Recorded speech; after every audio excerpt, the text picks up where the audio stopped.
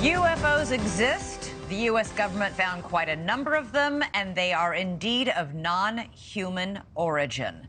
Those are the explosive allegations from a former intelligence officer tonight in a whistleblower complaint that the Inspector General is taking very seriously. 36-year-old Air Force veteran David Grush is exposing what he calls a top-secret military program that has reportedly found wreckage of fully intact UFOs. The government now calls them UAPs, or unidentified anomalous phenomena. For years, there have been whispers and rumors that the government had aircraft of non-human origin. This report is the first evidence it might be true. The Inspector General has called Grush's complaint urgent and credible. Tonight, we have a World Television exclusive interview with the whistleblower in which he claims we not only have the aircraft, but the government has been keeping much of its secret from Congress and from the public. News Nation's senior national correspondent Brian Enton is here with the story, and this is a blockbuster. It is a blockbuster. It's really hard to wrap your mind around this. I've been working on this for the past couple of weeks. I'm still having a hard time processing all of it. Over the last couple of years, it sort of became mainstream to discuss UFOs. The government has released videos. They've acknowledged that we don't know what some of this stuff is out there that we have on camera, but this really takes it all to another level. For the very first time, the world is about to hear from a former high-level U.S. intelligence officer who says the government has some of the unidentified craft in its possession. He is revealing these exclusive details about the secret government program. We're all going against the wind. The wind's 120 knots from the west. Oh my gosh, dude. Wow.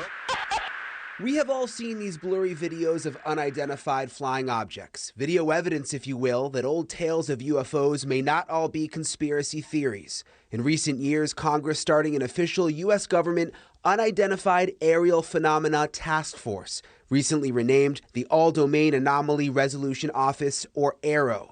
And now in a News Nation exclusive, David Grush, an Air Force veteran, former member of that task force, and veteran of the National Geospatial Intelligence Agency, is formally blowing the whistle on secrets he says no one has ever shared publicly before. You are one of the most trusted former intelligence officials in the U.S. defense and intelligence establishment. Yes, I was. You were trusted with the most intimate secrets. Yes. Grush sitting down with award-winning investigative journalist Ross Coulthart, who's reporting for News Nation and has spent years reporting on the UFO question. What conclusion did you come to at the end of your time on the UAP task force? The UAP task force was refused access to a broad crash retrieval program.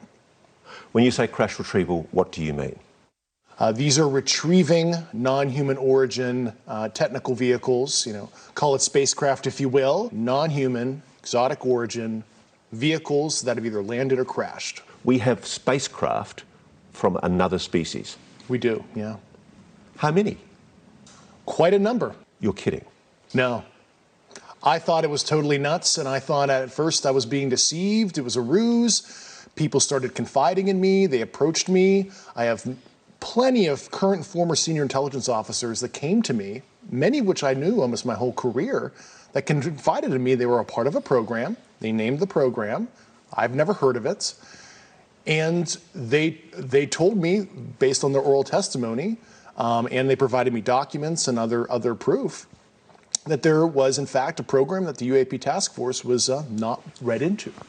Grush alleges the U.S. government has recovered non-human craft for decades. He's filed a whistleblower complaint saying he gave what he calls the classified proof to Congress and the intelligence community inspector general. News Nation has confirmed David Grush's credentials and resume. We've not seen or verified the alleged proof he says he's provided to investigators. He says he can't show us the proof for national security reasons.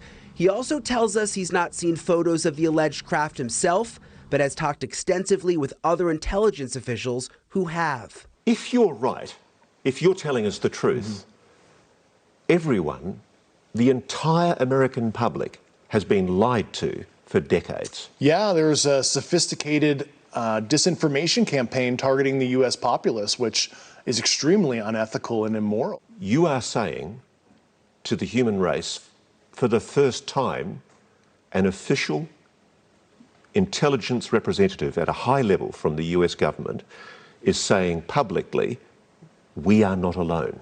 We're definitely not alone. Absolutely, the data points empirically that we're not alone, yeah.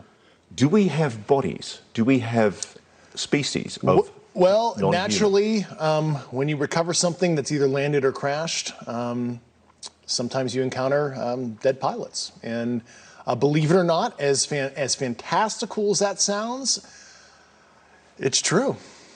It's also harder for people to wrap their minds around the concept of a crashed object from somewhere else.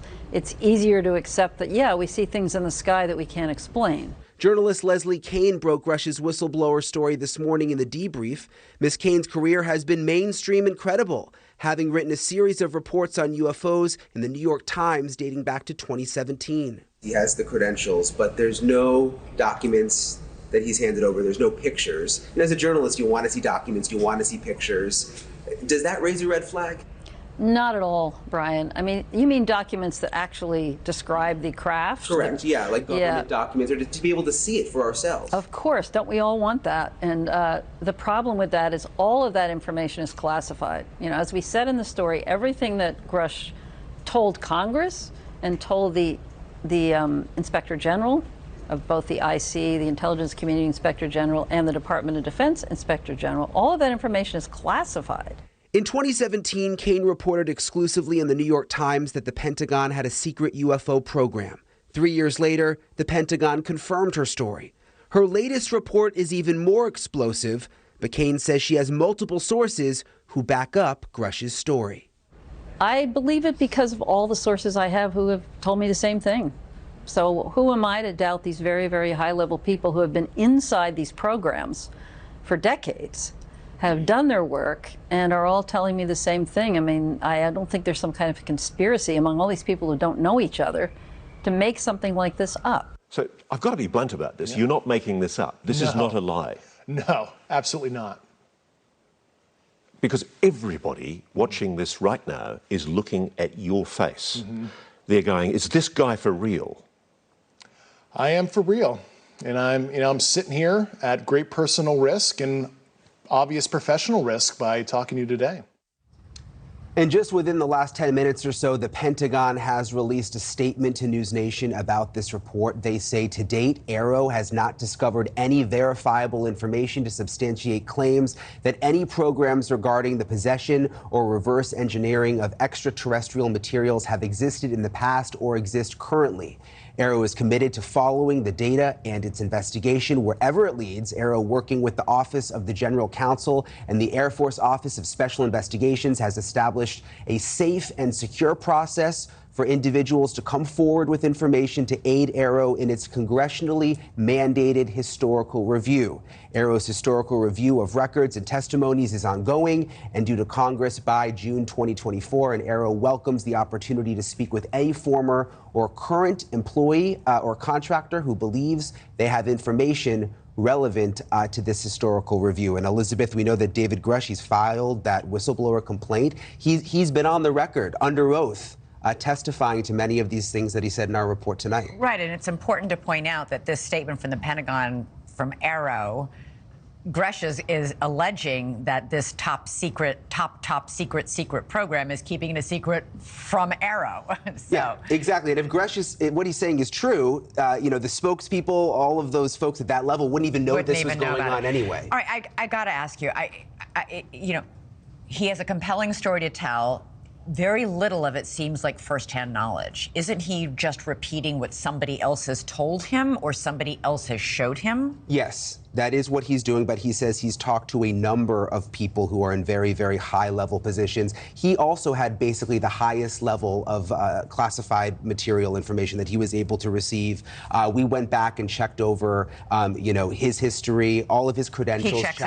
Check out completely. Unfortunately, there's in addition, a couple people have come forward publicly to vouch for him, people who are high-ranking. They have, and this article first came out this morning, and I think it's interesting that, there hasn't been any sort of effort to discredit what he has said either from the Defense Department. So interesting. So what happens, you know, and have we had any reaction, by the way, from members of Congress who have been taking this seriously in the last couple of years? We've seen congressional hearings. We've seen NASA's hearing just about a week ago on UFOs or UAPs, whatever you prefer to call them. We've seen the DNI give a briefing to the White House on this. When we've been hearing whispers and rumors for years. I remember even former President Trump, when he was in office, sort of saying, oh my gosh, if you knew what I knew about UFOs. Yeah. So there's always been this intrigue. There has, and think about it, Elizabeth, if you go back 15 or 20 years, if we were sitting here talking about UFOs, people would think that we were nutty. Now it's gotten to the level of where it is somewhat accepted because the government has come forward to a certain extent and acknowledged that there are these videos that exist. The Navy has released the videos themselves and said, we're not sure exactly what this is that we're seeing. Of course, what Gresh is saying really just sort of takes it to the next level. Boy, it sure does. It's almost impossible to believe. All right, Brian Nenton, thanks so much. And former Navy fighter pilot Lieutenant Ryan Graves joins us now. He was the first active duty pilot to testify before Congress about his squadron's experience with UAPs. He also founded Americans for Safe Aerospace to encourage other pilots to come forward. Lieutenant Graves, always great to have you on the show. First, just your reaction to what we've just heard. Yeah, quite the incredible statements that were made public today. David has had a lot of experience, and he's made some pretty strong statements. My understanding is that this has been properly communicated to Congress and other stakeholders in government, and so that really puts the onus now on Congress to be able to move this information forward, hopefully to the American people. The whistleblower complaint alleges that not only has our government had these craft of, quote, non-human origin, but that it's keeping it secret. And for decades, the Air Force discredited sightings of UAPs by pilots like you. Does it sound possible to you that that kind of secrecy is still happening, this kind of disinformation, this time around aircraft? Well, that just seems to be the case. I've been reporting on unidentified objects since 2014 and 2015 off of the coast of Virginia Beach. And still, that conversation hasn't elevated to the point where pilots still feel comfortable reporting. So, yes, I still believe that there is secrecy and stigma associated with this topic. And this conversation that we're having today, I think, is a massive step in the right direction.